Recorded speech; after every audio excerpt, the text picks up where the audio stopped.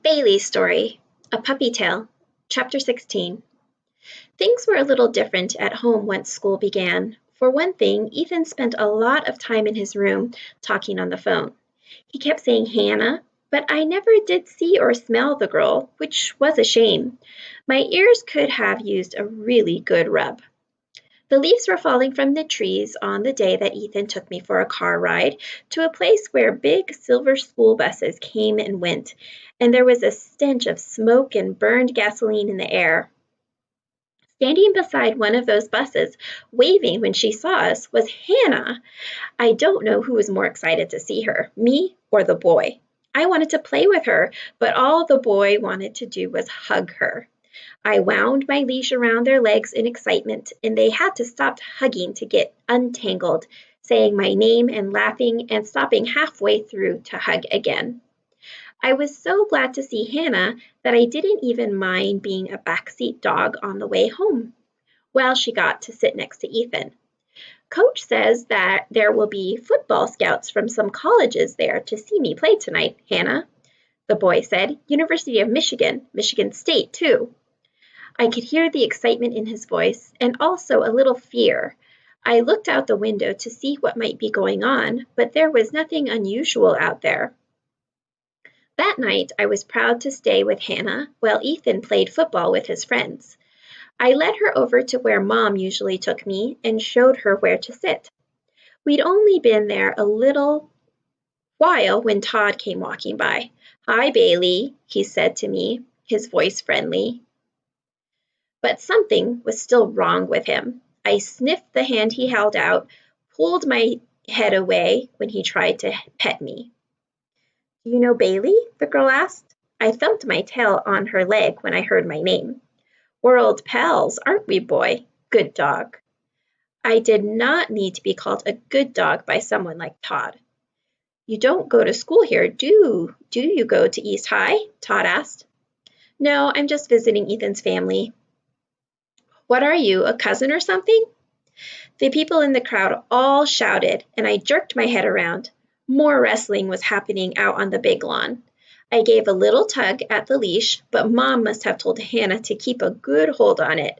I wasn't going to get to play today either. "No," Hannah told Todd, "just a friend." "So you want to hang out?" Todd asked. "Some of us are getting together. This game's going nowhere." "No, I'd better wait for Ethan." I cocked my head toward the girl. I could sense her getting anxious, and I didn't blame her. Maybe she could feel the anger inside Todd just the way I could. It was always there, and now it was starting to build. I remembered the way his hand had come down on my hindquarters. I moved a little closer to the girl. "Ethan!" Todd turned and spat at the grass. "What, is he your boyfriend?" "Well?"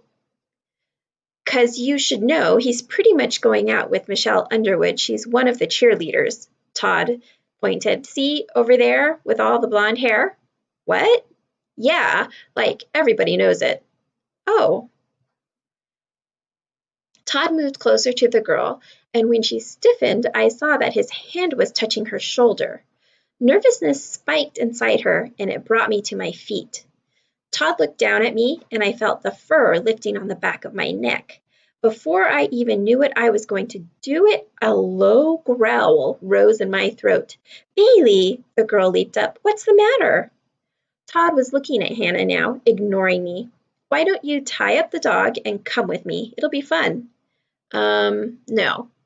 Hannah tugged at the zipper on her jacket. "No, I couldn't do that." "Why not? Come on." "No, I have to take care of Bailey." Todd shrugged.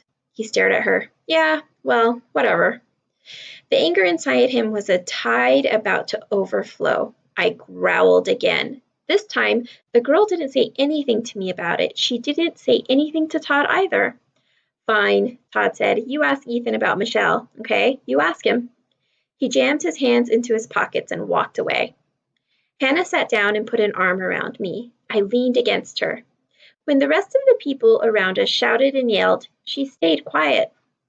An hour or so later, Ethan ran up to us, sweaty and happy and excited. "Michigan State, here we come!" he shouted. I wagged and barked and danced at the end of my leash. Then Ethan's happiness drained away as he looked at the girl. What's the matter, Hannah? Who is Michelle? I put my paw on Ethan's leg to let him know that I was ready to play with the football now, if he wanted. The other boys had left the big lawn, but I was right here. Michelle? Who do you mean? Ethan laughed, but the laughter stopped after a second, as if he had run out of air. Hannah, what's wrong? The boy and the girl walked in circles around the big yard, talking, while the other people left and the light faded and the air grew chillier. I trailed behind him, finding some worthwhile scraps on the ground, popcorn, crusts from a tuna sandwich, an ice cream wrapper. I wondered why people thought that making sounds with their mouths was more fun than chasing a football or running around on a field. I don't know this girl, Ethan said. Who said that to you? I don't know his name. He knew Bailey, though. I froze at my name and lifted my nose from the candy wrapper I was licking, but nobody seemed about to take it away from me. I went back to work. Everybody knows Bailey. He comes to all the games. More walking, more talking. But I'd already found most of the scraps worth eating, and I was ready to go home. Finally, the boy and the girl stopped and hugged each other. They certainly did that a lot. Want to go for a car ride, Bailey? The boy asked. Of course I did. We went home and there was more talking. Didn't they ever get tired of that? And some more hugging on the couch. I went into the backyard, leaving them to it, and found something remarkable there. Meat. A big piece of meat lying right in the grass. I was about to gulp it down before any other dog could come along and steal it, but I hesitated. I put my nose down for a second sniff. It didn't smell quite right. There was a funny bitter odor that I had never smelled on food before. Even more strange, Todd's scent was all over it. I picked up the piece of meat and carried it over to the patio near the back door. Then I dropped it. It didn't just smell bitter, it tasted bitter too. Foamy saliva rushed into my mouth and I let it dribble out onto the grass. I sat down and looked at the meat. It didn't smell right. It didn't taste right, but it was meat right here in my own yard. Maybe if I gulped it down fast, the bitter taste wouldn't be so bad. I poked the meat with my nose and then lay down next to it, staring at it. Why did it smell so strongly of Todd?